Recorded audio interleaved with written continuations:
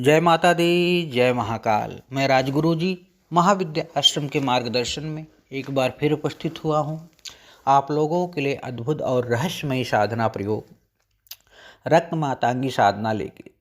यह साधना अनुभूत साधना प्रयोग है और 10 महाविद्या की 9वीं महाविद्या का स्वरूप है। क्या आप परेशानियों से जूझ रहे हो? क्या आपकी मनोकामनाएं पूरी नहीं हो रही हैं? या दुश्मन या विरोधी अंदर से बाहर से आपके ऊपर हावी हो रहे हैं? या आपका बनता हुआ काम बिगड़ रहा है? चारों तरफ परेशानियों का अंबर लग गया है।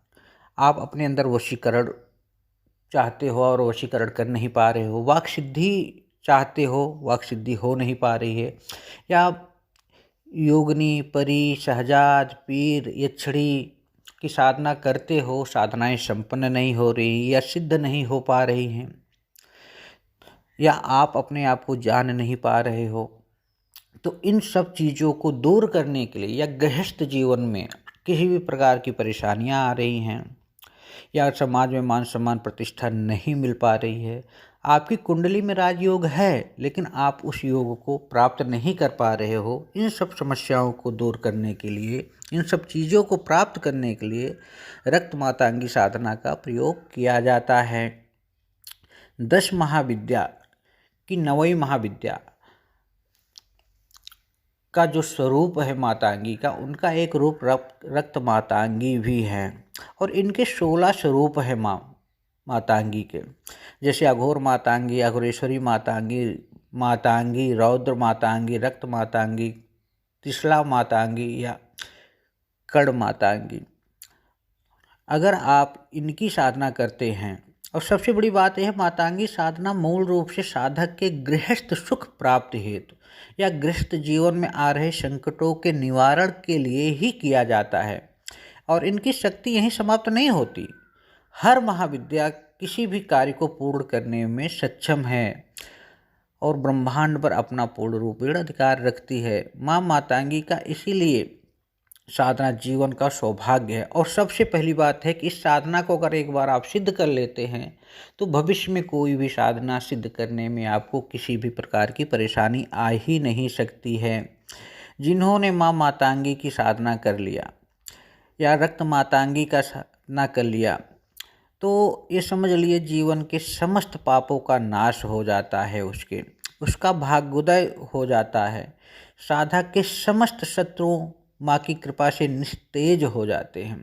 साधक के जीवन में स्थिरता आ जाती है। माँ की कृपा से एक गति प्राप्त हो जाती है, जो उसका जीवन स्थिर हो जाता है या उसकी मनोकामनाएं स्थिर हो जाती है, उसके कार्य स्थिर हो जाते हैं, उनमें एक गति मिलती है।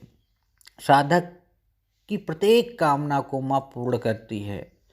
वैसे माँ के इस स्वरूप की कई साधनाएं हैं, परंतु आज मैं जो आप लोगों के लिए यहाँ एक छोटा सा प्रयोग दे रहा हूँ, जो कि मात्र 3 दिवसीय प्रयोग है और माँ की जो कृपा इस साधना से मिलती है उसका कोई वर्णन ही नहीं किया जा सकता है। ये समझ लीजिए कि वो अजेय है।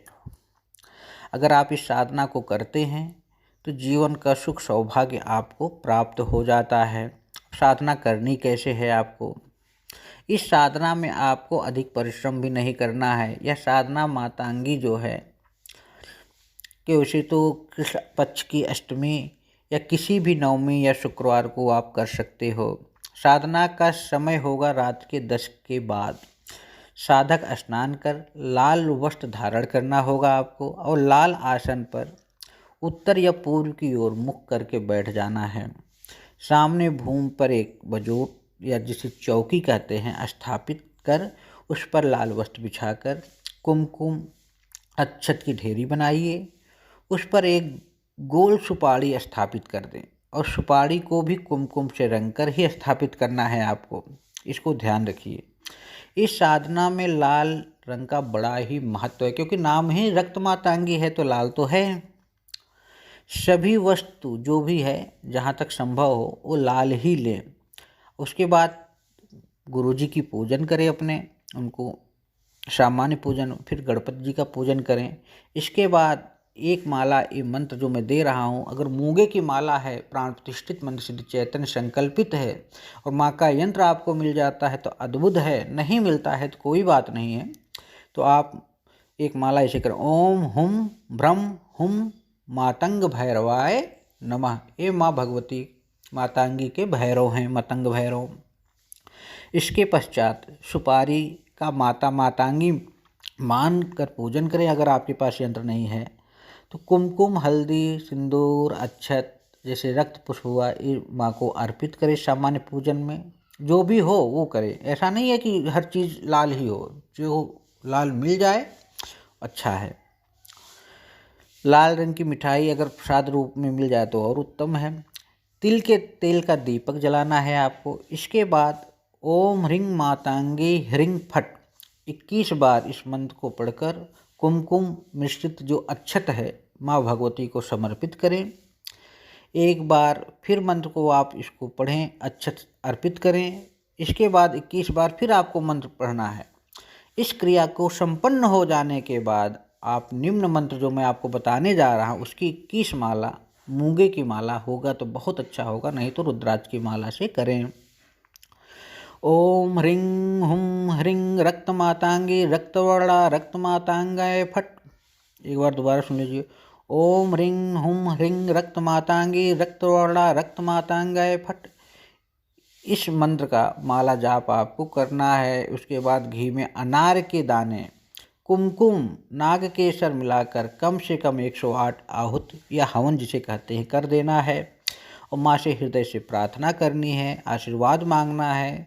प्रसाद में परिवार के सभी सदस्य को जो चढ़ाए हैं उसे दिया जा सकता है और 3 दिन के बाद या डेली आप जो प्रसाद होगा वो अक्षत या सुपारी को विसर्जित नहीं करना है। 3 दिन के बाद आपको उसको विसर्जित कर देना है।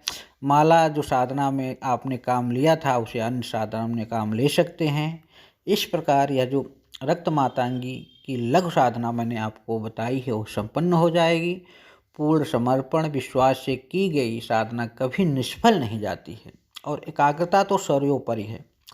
आप सभी की मनोकामना पूर्ण हो, माँ मातांगी पूर्ण करें। इस तरह आपको कोई भी साधना से संबंधित जानकारी प्राप्त करनी है तो आप हमसे या हमारे महाविद्या आश्रम से संपर्क कर सकते हैं और साधना की और जो जानकारी है वो मैं डिस्क्रिप्शन में दे दूंगा। आप उसे पढ़ लीजिए, समझ लीजिए, समझ में ना आए हमसे बात करिए। जय माता दी, जय महाकाल।